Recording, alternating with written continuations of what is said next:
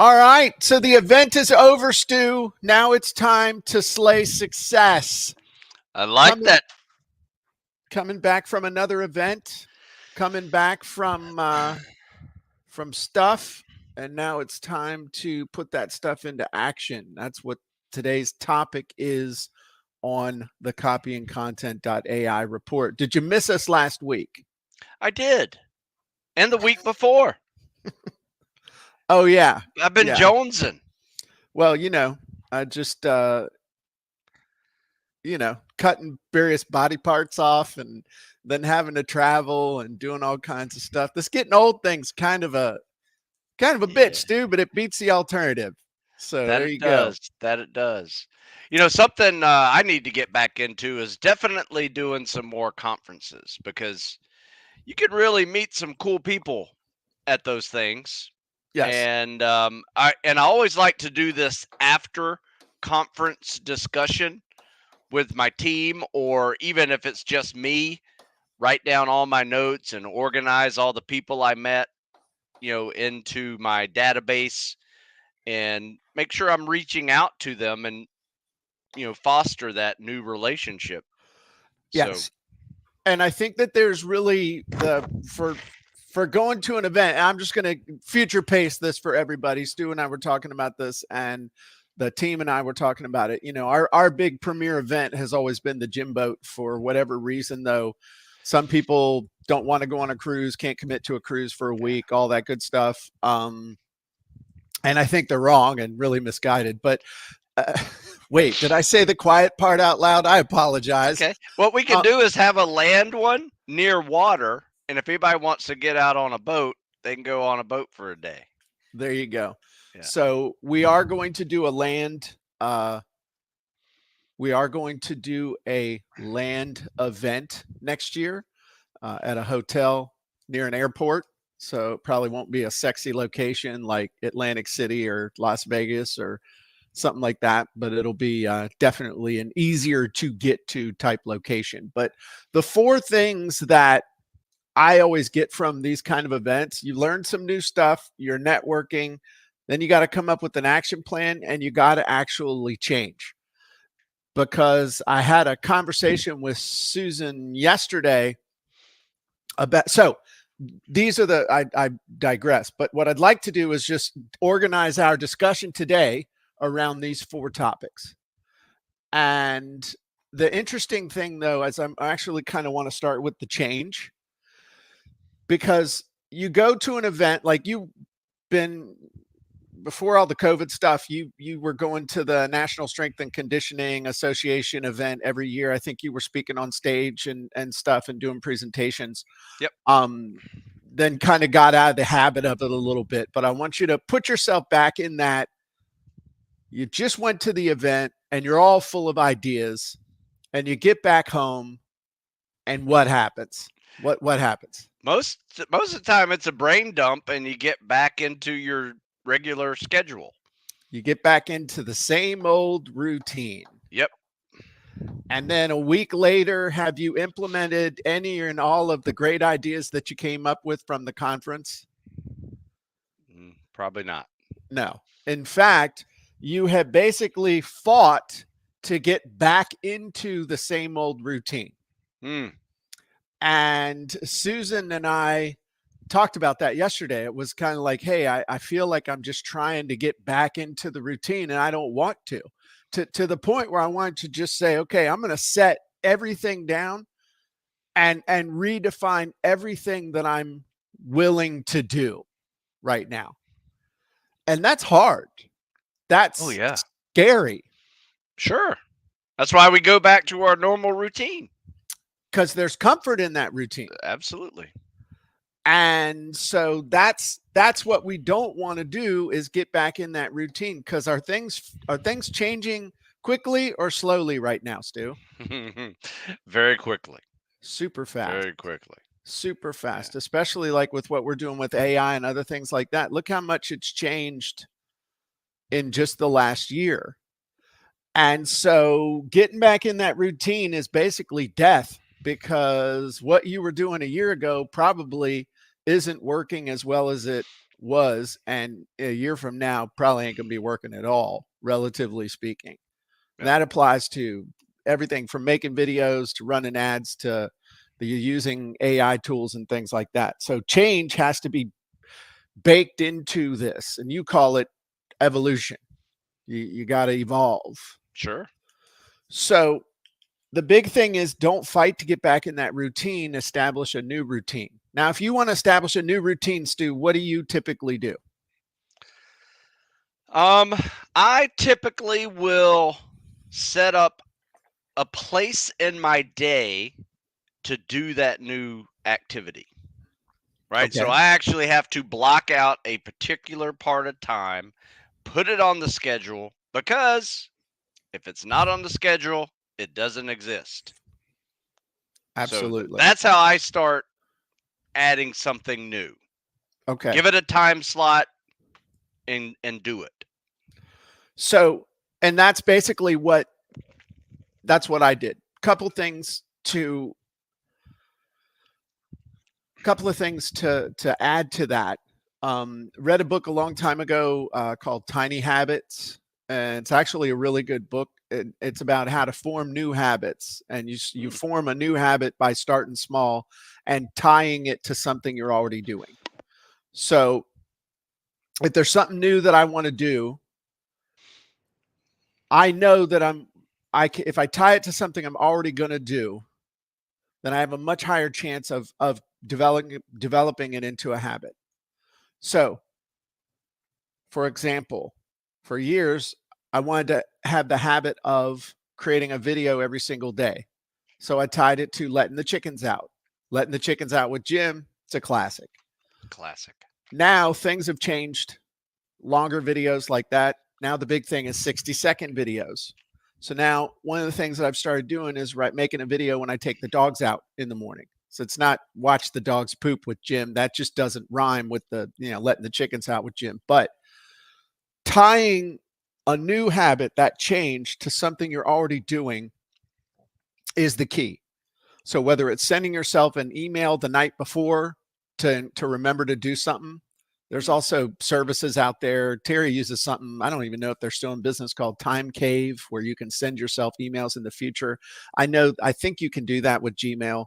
I'm sliding into old man technology mode. You can. But send yourself an email, because if we're all respond to emails like Pavlov's dog.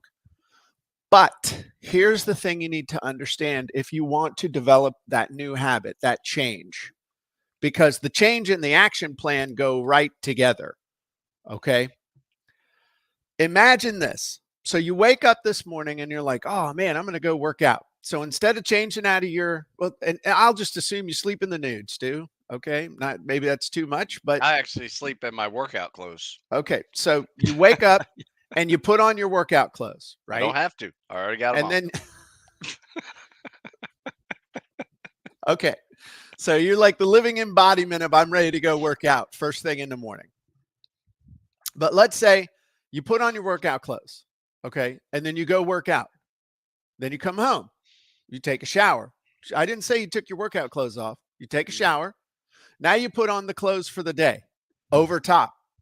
Now, day goes by. That night, come put on set of pajamas. Next morning, put on workout clothes. Take a shower. Put on. All of a sudden, in a very short period of time, you're like that little kid from A Christmas Story where he's walking like this in that snowsuit. Because here's the lesson. In order to put something new on, you have to take something old off. Because you can't, let me repeat that, you can't effectively develop a new habit to create a change without getting rid of something else that has you tied into the routine. And so that's the big mistake that I have made over the years. It's not, hey, I can replace something with this new thing, but it's, oh, I can do that too. And then I can do that too. And I can do that too. And you end up with your rucksack full of all this crap that you haven't even looked at because it's the rucksack. And we're doing this because we've been doing this. And so every once in a while, you got to kind of take it all off, so to speak. Yeah. and examine what the heck's going on. But don't put on anything new until you've taken something old off. That's if you want to change and you want to do this action plan. Yeah. That makes a lot of sense because, next thing you know, you're juggling way too much and you're getting nothing accomplished. That's a good point. Or you have things that are knocking heads. Conflicting, yeah. Okay. So they call it diet and exercise for a reason. You keep eating like a hog, no matter how much you run, you're still going to be a hog. So you got to take off to put on. You got to not create competition with yourself. So we started with change. Now learn. There's an old saying that 90% of your success is going to come from complete and total strangers. You better get out there and meet them. And so by stepping into a learning environment, you're able to network with like-minded people. You can go meet those strangers. But meeting them is cool on several levels. One, just meet people and know that you're not alone. That's great. Meet people you could potentially partner with, people who could potentially promote your stuff. Meet people who could be a part of your business, could become lifelong friends. The other side, though, is everybody's there with an agenda. I know, I'm just there to, no, you're there with an agenda. Everybody's there with an agenda to meet people that can help them move forward. So the big thing when you're networking is making sure that the people that you're networking with are actually worth spending time with at the next level. Does that make sense? Because we all get excited. We're all going to be friends. We're all going to follow up. We're all going to create an accountability group. We're all going to help each other promote our business and all this other stuff. And it can end up being the greatest thing, or it can be the biggest time suck ever. So you just got to be strategic. So have you ever met somebody at a conference that you ended up doing some cool stuff with? Yes. Okay. Yes. In fact, a couple of times. A weight vest company who gave me a weight vest. Right? I thought that was very nice. He was working me. And I loved it. It's a great weight vest. So I therefore wrote a weight vest workout featuring his weight vest, in all the pictures. And it was just one of those things that, one, I wanted to do one of those weight vest workouts anyway. And then also featuring him, he got something out of it. And he now gives that, workout along with the weight vest when people buy it, which is just an advertisement for all my other stuff. That's cool. Everybody wins, and I think that was one of those relationships that is ongoing, and that's been over 10 years. So very cool. That's just one of several ideas. Have you, and I'm not asking you to mention names, but did you ever have one that was like, you just had a sense like, hey, it's like Susan says, Jesse used to say, I like you over there. It's like, hey, oh yeah, you just kind of get those. Yeah, more so than I did business with. Okay. Like I would say it was probably 2 times as many of the folks that, like, I either had nothing in common with in my genre of fitness and it wouldn't have worked out, and I don't need to discuss anything right with them, or it was like, yeah, you're kind of sketchy, and you're just kind of like, I'm not sure I'm ready for this one. Okay. All right. But I mean, it is. I mean, let's be honest. I mean, those things are filled with, the complete spectrum of good and bad partnerships. Absolutely. You just have to sniff out the right ones. Yeah. And sometimes sometimes it's one of those amazing meetings. You meet somebody and it's like you've known them all your life. Right. Like you're so like-minded and you're so like parallel lives, even though they're completely different. And you're heading towards the same journey, and that is something I can definitely get along and do something with in the future. Right. And interestingly enough, at this last big event that we just went to, I was talking to somebody who I've known for 6 years, going to this same event over and over and over again. And we've always been friendly. And this time it was like, holy crap, you're doing this? Let me show you what I'm doing. And it's now gonna take off to something that I think could be really game changing, like big time game changing. I don't want to let the cat out of the bag here, but it was one of those things, like everything, like the relationship was in place because of knowing each other from this event and a few other things. But now, because that relationship was there, that was created at an event, the in common business purpose appeared like in a big way. And so I'm excited by that. So the other thing is just learning some new stuff. If you're just sitting in your basement or sitting above your garage, even if it's something cool like the world headquarters or Stu Smith International, getting out and being around other people who are doing similar stuff or different stuff but are in the same space can spark ideas. Because it's interesting. I love the metaphor of the pennies. If I have a penny and you have a penny and we trade pennies, we each still only just have a penny. But if I have an idea, you have an idea, and we trade ideas, now we have at least 4 ideas, because I have mine and now I have yours, you have yours, you have mine. But then we'll usually come together and come up with a cool idea as well. So it's just that whole mastermind effect there. So big thing, all these, are you interested in some of the big takeaways that I had specifically from this event that we went to?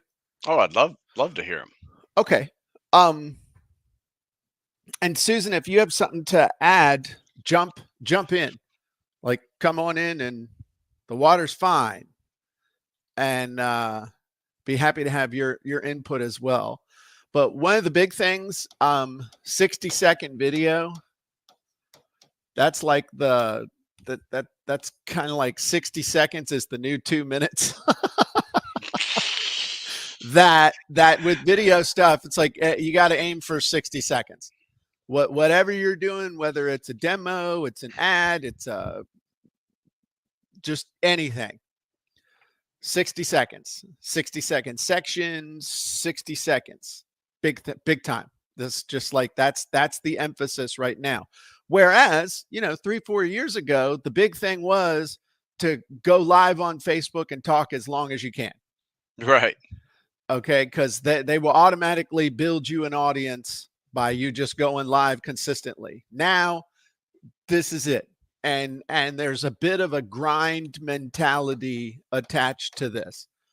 It's like you don't know when it's going to hit, but you just consistently gotta put it out there so that when people do find you, then they're able to, they're going to binge watch your 60-second stuff is the big strategy. That was a biggie for me. As far as the video stuff. So that would be one. Number 2, and let me finish the thought on this. So guess what we're going to be creating here shortly, Stu? 60-second video.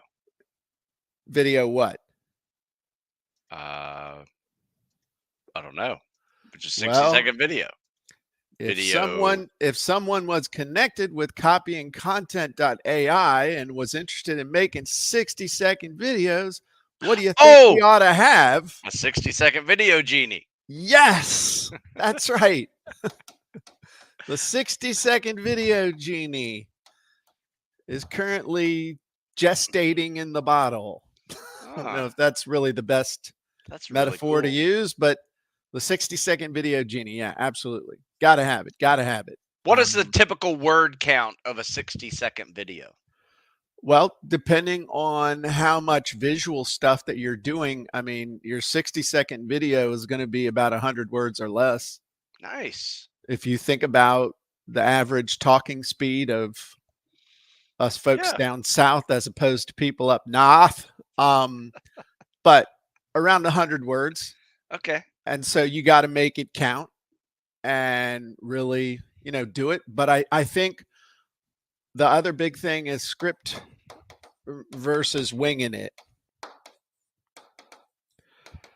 Um, I I tend to wing it, and I'm like, first take Freddy. Yeah, I me too. I think that it's time to maybe retrain that a little bit. I think it need to be a little bit more emphasis on quality. The great thing is though, if you're only aiming for a really great 60-second video, Stu, how many times could you do a take of a 60-second video in 5 minutes? At least 4 times. At, at least 4 times, right? So now it's, if you're doing 10-minute videos, you're like, look, I'm gonna bust this out. But now with a 60-second video, practice it a couple times. I'm talking to myself as much as anything, but Yeah. it's hey, put a little bit of extra effort into it, and maybe make it a little bit more polished. I was practicing that this morning when I took the dogs out and doing a video a few times. Hey, I could have done that a little bit better, a little better, a little better, a little better. It's like I told people with editing and stuff. Why would you spend 30 minutes editing a 90-second video when you could just reshoot the damn thing 3 or 4 times and be done with it? But I think that scripting more important, Yeah. learning more about these algorithms and Mm. paying attention to the results, not just throwing stuff against the wall, but measuring results, being a little bit more strategic. That's a big thing. Another big thing, do more with less. Hmm. The game here is not to prove that you can do more work than everybody else. I think I've done that over the years. Now it's time to be more strategic. What do you think? Yeah. Yeah, let's do it. I Okay. I, I always like shorter, is just one, it's easier to make, Right. and as far as time in your day, like put it this way, I do 2 live Q&As every week, and they Mm-hmm. last about an hour each Okay. time. Like I am now pulling minute segments of those just to do this, Okay. right? And it's kind of like an advertisement for that hour-long Q&A, and then other stuff too. And now that I have my store onto where my YouTube is, it's even better. How's that So going? Not to great. digress, but I mean, is that crushing it? Like, are we putting you Yeah. in another tax bracket again? It's going really well. Like I notice a difference Okay. in sales for sure. Okay. And I'm working less. Okay. There you go. So as far as like time on that, like Right. than I used to. This is not an income claim. Your results may vary. So I think that's hot, but doing more with less. Um, what are some other things? I think one of the big messages also is that things change, Yeah. and the thing that's most important is growing and developing your team. That was another thing is I learned from being there, not necessarily from the sessions themselves, but I know who I know who my homies are. Mhm. I know who's with me. I know who's got my back. I know who I want on the bus with me. And that was great. We spent about 4 hours on Saturday morning, team, together, and we used this really high-tech tool. I mean, it was amazing, this high-tech tool that we used. In the thing, we were able to do a remote meeting. We were able to simulate this board, this electronic board. I'm going to show you the tool. Cool. Okay. We were able to do that remotely, and it was, like I said, it was amazing. And actually have a piece of it left that I was able to transport down there. Even made it through TSA and security and stuff. So this is truly high tech. So just peep this. Okay. I knew you went old school. Okay. I had the thingy and set it up, so I had the thing set up. It wasn't bent all the crap like this. And then dig this. Once we made our notes and came up with our action plan, all right, dig this. Then I'm sacrificing this last high-tech piece of equipment. I want you to watch this. Bam, bam. So we had like 19 pieces of paper all over we had the big picture, and then I was able to bring it home, and I've got them all on the wall over there so we can see exactly what we talked about. We recorded it in Otter. So like we got the whole meeting recorded, plus we got the transcript of it, all the stuff that we were doing. But I'm going to tell you, if you ain't got a team, you're screwed. Now, that doesn't mean, let's take a step back. That erased it. Stu, these two modalities, these two technologies apparently do not integrate well. So there you go. But who needs to be on your team? First level of your team is your family. People that love you and got your back. Your team is your friends, your real friends, not fake friends, but real friends that support you. Your team is your customers that you have relationship with. This is your team. It doesn't mean you got to have, you see all these people at these events now out there posing in the hallway, see these chuckleheads with somebody following them. They got like a camera crew, or they're doing something stupid, like in the middle of the event. All of a sudden they'll come walking up and then they'll look out like this. And then there's some chucklehead with an iPhone and they're making it look like it's their event that they're walking up in and stuff. And you got to laugh at them. That's not the kind of team I'm talking about. But we all got to cultivate our team, our family that supports us when we're doing all this entrepreneurial stuff, our friends that buck us up, that help us make connections, our customers that support us, that give us money, time, and attention. This is your team. All of us got a team. And that really, the people that came up to me during the event, like, hey, Jim, you really helped me. I had a guy, big guy. He's like, Jim Evans, come here. I'm like, oh, yes, sir. I mean, this dude had to be like 6'4", 300 pounds, and it was not fat pounds, okay? I want you to know you made me a lot of money. I'm like, do I get some of it? And he's like, no, you talked to me 2 years ago. You told me, I asked you some questions, and he's a physical therapist. I asked you some questions about my practice and advertising, all this other stuff. I want you to know I'm doing 6 figures now because of what you told me to do.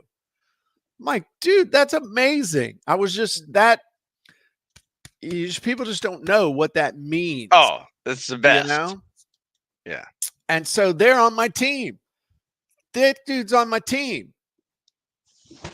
And so that was a big thing. So team, 60-second video, evolving, not being afraid to change. Those were the big takeaways this time. Susan, do you want to jump on? You got any big takeaways from the event? She's like, nah, dude, leave me alone. I'm doing stuff. No, you cover it. Okay. And we're nothing else. Not that I can think of. Okay. All right. Oh, and the other thing, and planning. The other big thing is that our big thing this afternoon, the entire team is getting together, and we are planning out the next 14 months.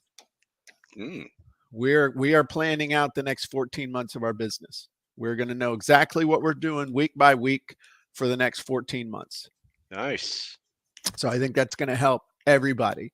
So it's not going to be everybody reacting to me anymore. It's going to be us with a plan, like real grown-ups with a real business. Nancy has something to add, and keeping it simple. Yeah. Yeah. Yeah. Yeah. Yeah. I think that's been around for a while, but yeah, that's the big thing. Like how can we simplify stuff? How can we kill 10 birds with one stone? Sorry, bird lovers. But that was another thing. Let's not choose the most complicated solution. Let's choose the most simple solution. Yeah, that's good.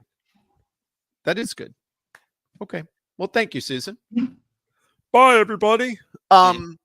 So, and that, a couple other things we're gonna, letting the team shine. Doesn't have to be about me. Letting people develop their own persona within the organization. I think it's, you're going to see some stuff, letting people discover their own genius, use it to contribute to the cause. I don't have to be at the center of everything. Do we have any questions or anything? It's great to see you too, Anne. Ann Kesselman makes her own booze, Stu. I learned something. She makes her own brown liquor. Now you got to respect the lady that shows up with her own bourbon.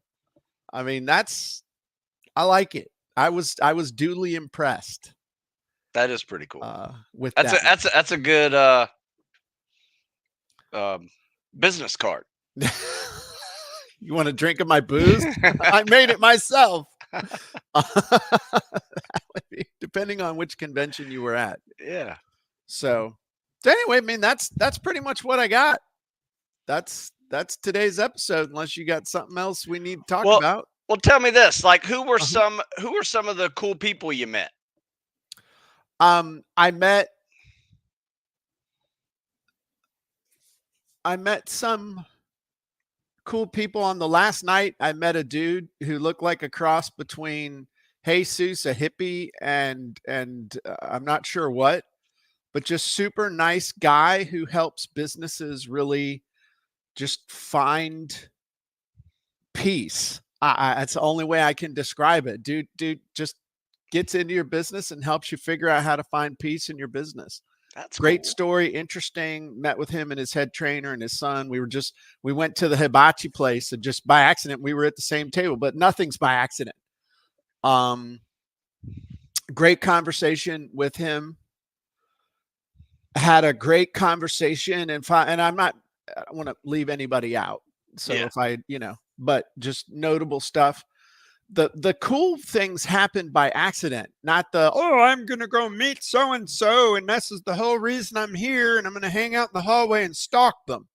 It's like the chance encounters that end up being almost like you can see the God's hand in your path, So another guy, Kevin Anson, he's actually amazing video ad producer.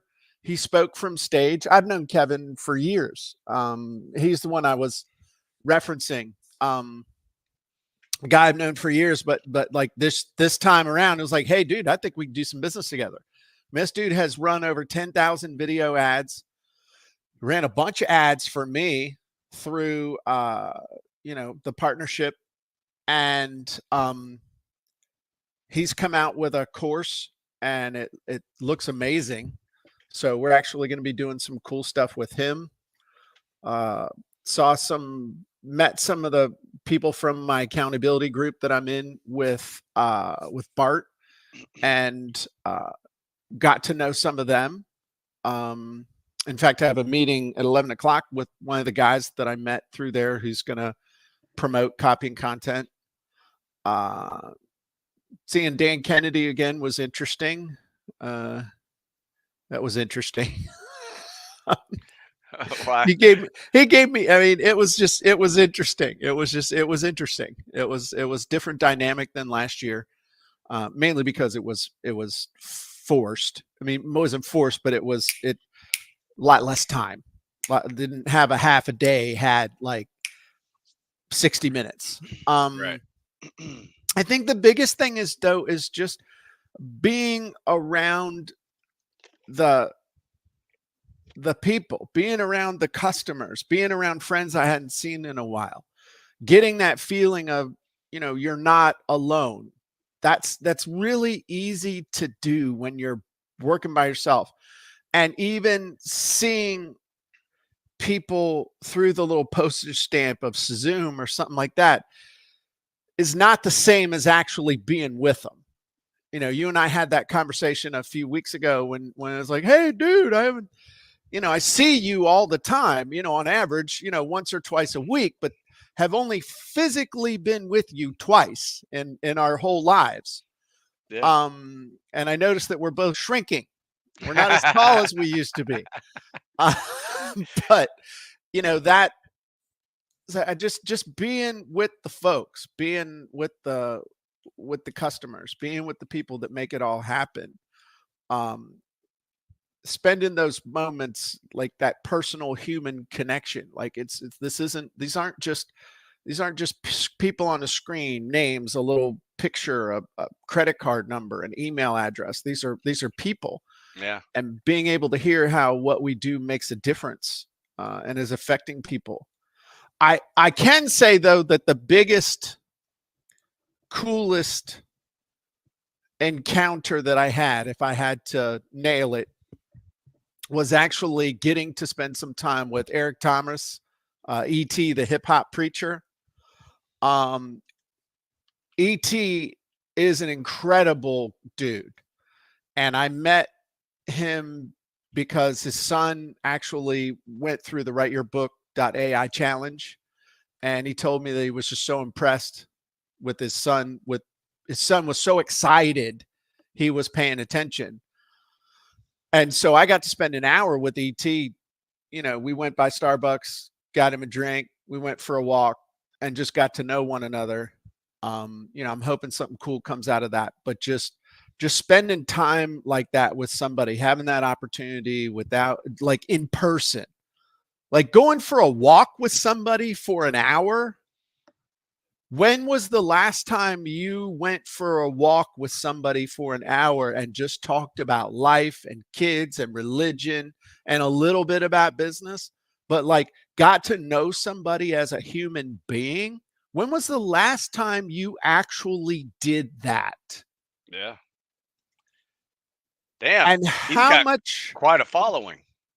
he's freaking huge, man. He's got like Yeah. 1.5 million followers on YouTube. I know that. I don't even know what it is on the rest of social No, media. But at the bottom of his like ericthomas.com, he's got 1.2 million YouTube, 2.1 million Instagram, 1.7 Facebook, yeah, half a and million TikTok, half a million Twitter. you will never meet a nicer dude.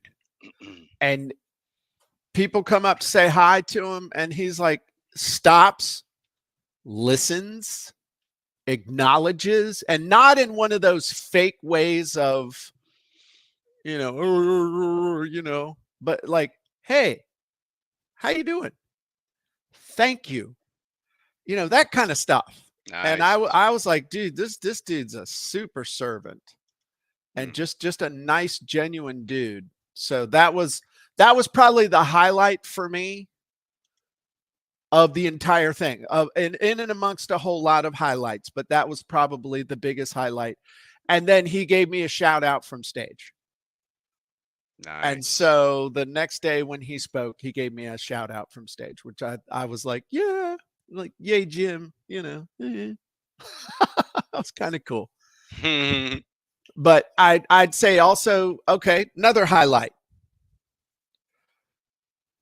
getting to spend a whole bunch of time with Terry, because she's She's like Lazarus, man. She's up out that sick bed. Now she's out getting out there. But spending time with Terry and Susan and Nancy.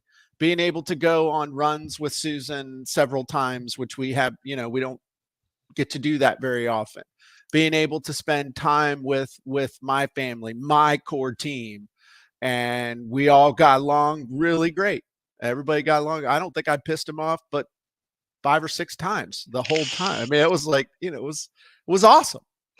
So that was a real highlight. I was just filled with pride at my team. These are my people here, I mean, I was walking down the hall arm in arm with Terry, had my people with me, and we was like Reservoir Dogs, man. If we could have had a soundtrack with slow-mo and stuff blowing up behind us, in my mind, that was what was happening. This is me. This is my posse.